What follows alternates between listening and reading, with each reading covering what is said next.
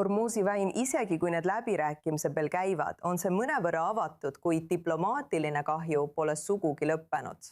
Tuletage meelde operatsiooni Projekt Vabadus, seda USA sõjalist operatsiooni, mille eesmärk oli tagada turvaline läbipääs Hormuzi väina kaudu, kuid mis kestis vaid umbes 24 tundi pärast Pärsia lahe riikide vastuseisu, kui Iraan vastuseks tulistas. Uus Wall Street Journali raport väidab, et Saudi Araabia takistas algselt USA-l oma baaside ja õhuruumi kasutamist selle julgeolekuoperatsiooni jaoks, paljastades suure lõhe Washingtoni ja Riadi vahel sõja ajal.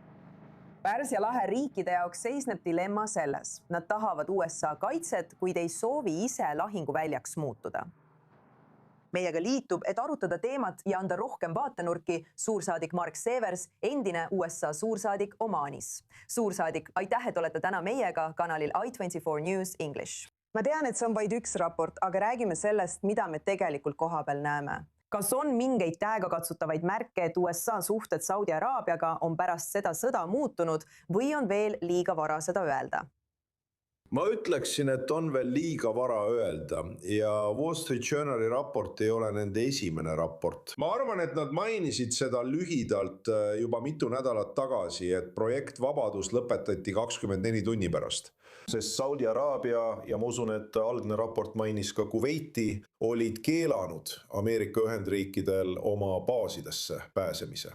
Muidugi pole ükski neist asjadest koha peal kinnitatud, kuid tundub, et tänane lugu põhineb mitmetel allikatel erinevatest riikidest. Nii et see on ilmselt õige. See on selline asi, mis Washingtonile ei meeldi, kui see juhtub. Aga suhe Saudi Araabia ja Ameerika Ühendriikide vahel on pikaajaline, keeruline ja oluline. Ja ma ei usu, et seda määratleb ainult see üks küsimus. Aga kui sõda on läbi, arvan ma, toimub palju manööverdamist, et määrata, millised on Ameerika Ühendriikide suhted erinevate Pärsia lahe riikidega selle lõppedes. Kui rääkida kuningriigist tulevikus, siis kuidas võiks kuningriik hakata vähem toetuma USA sõjalisele abile ja rohkem teistele partneritele, näiteks Pakistanile, kes sõlmis vastastikuse kaitselepinguga alles eelmisel aastal?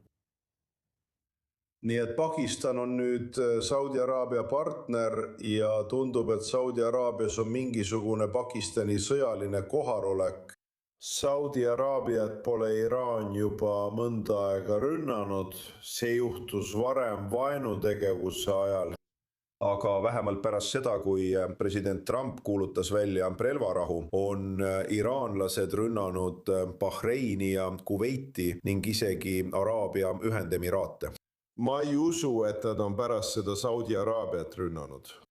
Nii et ilmselt toimuvad kulisside taga mingid kanalid, ma olen kindel, et katarlastel on oma kanalid iraanlastega ja igaüks neist riikidest manööverdab omamoodi erinevalt. No suursaadik, arvestades teie kogemusi omanlastega, kuidas Omaan tasakaalustab suhteid Washingtoni ja Teherani vahel, eriti kui jutt käib Hormuzi väinast? Kui Iraan nõuab tasusid või nii-öelda turvalist transiiti läbi seifi, siis millist survet see kõik Omaanile avaldab? Nii et Hormuzi väin asub tegelikult kas Omaani territoriaalvetes või Iraani territoriaalvetes. Ning selle kaudu on kaks marsruuti, lõunapoolne ja põhjapoolne.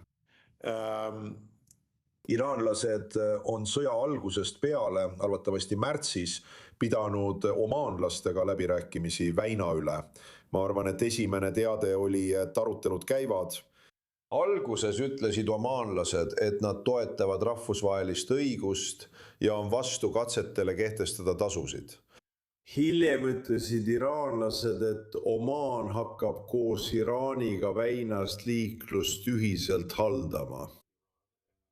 Ma ei ole kindel, kas Omaan on selle vastu võtnud, kuid ma ei näe ka, et nad sellele ideele väga tugevalt vastu seisaksid. Ja et see on midagi, mida peame ootama ja vaatama, kuidas see riik välja kujuneb. Muidugi, esialgne tulemus vastastikuse mõistmise memorandumist, mille president Trump paar nädalat tagasi Iraaniga allkirjastas, pidi olema Hormuzi väina avamine 60 päevaks, kuid see pole sujunud probleemideta. ja nagu te teate, on Iraan jätkanud laevade ründamist. USA on andnud vastulöögi. Praegu on olukord rahunenud, aga eks näis. Eelmisel nädalal toimusid rünnakud ka Bahreinile ja Kuveidile. Aga kuidas on lood Araabia Ühendemiraatidega? Milliseid meetmeid saab Araabia Ühendemiraadid võtta, kui üldse, et takistada Iraani püüdlusi väina maksustada, arvestades, et ka Araabia Ühendemiraadid asuvad selle väina lähedal, kas siis sisse- või väljapääsu juures, olenevalt sellest, kummas suunas laevad liiguvad? Õige, nii et Araabia Ühendemiraatidel on samuti väga suur huvi selle väina vastu. Ma arvan, et Araabia Ühendemiraadid on võtnud kõige tugevama seisukoha kõigist Pärsia lahe riikidest, mis Iraanil on. Iraani käitumine on näidanud, et Iraani ei saa usaldada ja Iraan on oht. Ma arvan, et kõik nemad enne sõja algust palusid Ameerika Ühendriikidel mitte sõtta minna, vähemalt avalikult. Aga erinevad riigid on selle käigus kujundanud erinevaid seisukohti. Suur tänu, suursaadik Mark Severs, et olite täna meiega I24 News English kanalil. Hindame alati teie jagatud teadmisi. Aitäh! Suur tänu, oli meeldiv. Oleme tagasi stuudios koos Owen Altmaniga. Owen, kui me räägime Hormuzi väinast, isegi kui Dohas toimuvad arutelud keskenduvad tehnilistele aspektidele, et tagada Hormuzi väina avatuks jäämine, kas me näeme, et seda praegu täielikult rakendatakse? Vaata, osaliselt, nagu sa mainisid, Nicole, see on 6 punkt 14 punktilisest plaanist, mille kohaselt peavad iraanlased väina avama ja hoidma selle avatuna ilma tasudeta 60 päeva jooksul. Ja muide, see on oluline säte, kui vaadata teksti hoolikalt. Oluline fraas. Miks? Sest tekst räägib 60-päevasest läbirääkimiste perioodist, et jõuda lõpliku kokkuleppeni. Donald Trump, vastavalt Wall Street Journali tänasele raportile, ütleb, et ta ei näe seda kui kindlat tähtaega ja see ei häiri teda, kui läbirääkimised kestavad kauem kui 60 päeva. Aga eraldi sellest, kus öeldakse, et läbirääkimised võivad kesta 60 päeva, on Hormuzi läbipääs ilma tasudeta konkreetselt piiratud 60 päevaga. Nii et jõuame 19. augustini, kokkulepet pole. Iraanlased võivad selle dokumendi kohaselt kehtestada tasu kõigele, mis läbib Hormuzi. Näeme, mida Donald Trump selle kohta ütleb. Kui me räägime muutuvast suhtest tulevikus Pärsia lahe riikide ja Ameerika Ühendriikide vahel, kas see on uus reaalsus? Nad võivad soovida mõningaid neist Ameerika kaitsevahenditest Iraani vastu, kuid kui kriis puhkeb, ei ole nad valmis ise sõjaliselt sekkuma ega isegi lubama USA-l neid baase kasutada.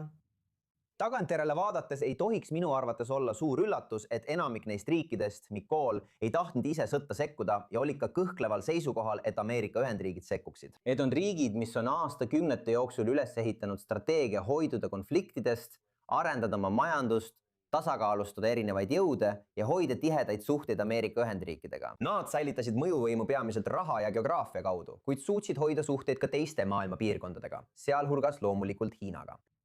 Me ütlesime ka sõja alguspäevil, et laheäärsed riigid oleksid justkui baromeeter, mis näitab, kes võitis ja kes kaotas, kuhu jõudude tasakaal on nihkunud. See oli sõja alguspäevil nihkunud Ameerika Ühendriikide või Iraani kasuks tänu agressiivsele ja tõhusale USA ja Iisraeli sõjalisele operatsioonile. Me nägime, kuidas need riigid asusid Ameerika Ühendriikide selja taha, isegi kui neil olid enne sõda erinevad arvamused sõja kohta. Ja see on üks asi, mida me sellest Wall Street Journali raportist taas teada saime. Saudid polnud sõja alguses rahul, kuid muutsid meelt varajase edu tõttu. Kuid kui pendel hakkas teisele poole liikuma ja iraanlased suutsid strateegiliselt mõningaid saavutusi teha, näeme nüüd, et saudid kalduvad rohkem Iraani poole, mis tekitab Ameerika Ühendriikidel võimaliku vastureaktsiooni. Wall Street Journali raporti kohaselt ei paista see saude eriti häirivat ja nimetavad seda märgiks sellest, kus jõudude tasakaal asub. Vähemalt nii, nagu nad seda Riadis näevad. Aitäh selle ülevaate eest, Owen Altman.